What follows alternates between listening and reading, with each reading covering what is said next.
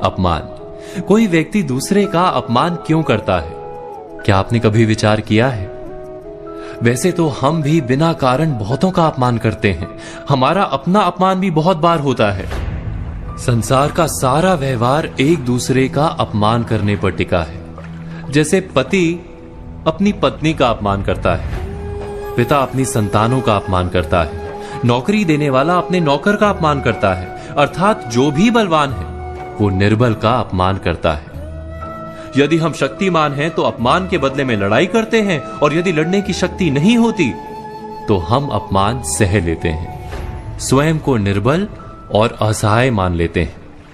हमें छोटे होने का एहसास होता है। ऐसा प्रतीत होता है जैसे हमारी आत्मा कुचली गई हो। किंतु कोई किसी का अपमान क्यों करता है?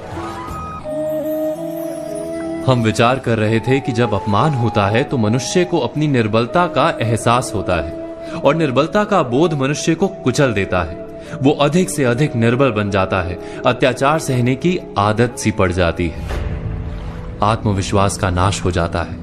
और जब आत्मविश्वास नहीं होता तो मनुष्य शराब और जुए जैसे व्यसनों में सुख ढूंढता है, मन से रोगी बन जाता है।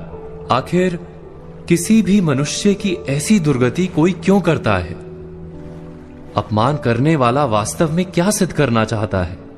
कभी गहराई से विचार किया है? वास्तव में हम किसी का अपमान करते हैं उसकी निर्बलता सिद्ध करने के लिए, यह बताने के लिए कि हम अधिक शक्तिमान हैं। अर्थात वास्तव में अपमान करने वाला स्वयं अपने आप को शक्तिमान या बलवान सिद्ध करने का प्रयास कर रहा है। अपमान करने वाला हकीकत में अपनी शक्ति से आश्वस्त नहीं है, उसे अपनी शक्ति पर भरोसा नहीं है। दूसरों को चुनौती देकर वो अपनी शक्ति पर विश्वास प्राप्त करने की कोशिश करता है। क्या ये सच नहीं कि जब हम किसी का अपमान करते हैं तो वास्तव में इतना ही प्रकट करते हैं कि हमें अपने बल पर भरोसा नहीं? हमें ये संसार एक अविरत संघर्ष प्रतीत होता है, कभी ना रुकने वाली एक जंग सी दिखाई देती है। हम अपने निकट आने वाले सभी को प्रतिद्वंदी मानते हैं, फिर वो पति या पत्नी ही क्यों ना हो। हमें निरंतर लगता है कि हमें अपनी शक्ति सिद्ध करनी होगी, अन्यथा हमारा शोषण होगा, हम किसी के गुलाम बन जाएंगे। किंतु क्या हमने कभी विचार किया है कि दूसरों को प्रतिद्वंदी अर्थात दुश्मन मानने के बदले कलीग मान लें, हमारी सहायता करने वाले सहयोगी मान लें, अर्थात दूसरे व्यक्ति को प्रेम करें तो उसका अपमान करना आवश्यक ही नहीं होगा।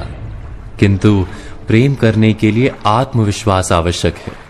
जिसे अपनी शक्ति पर विश्वास नहीं, वो प्रेम कर ही नहीं सकता। अर्थात जिसका हृदय आत्मविश्वास से भरा होता है, ना वो अपमान करता है, ना अपमान को स्वीकार करता है। क्या ये सत्य नहीं? इस तथ्य पर विचार अवश्य कीजिएगा।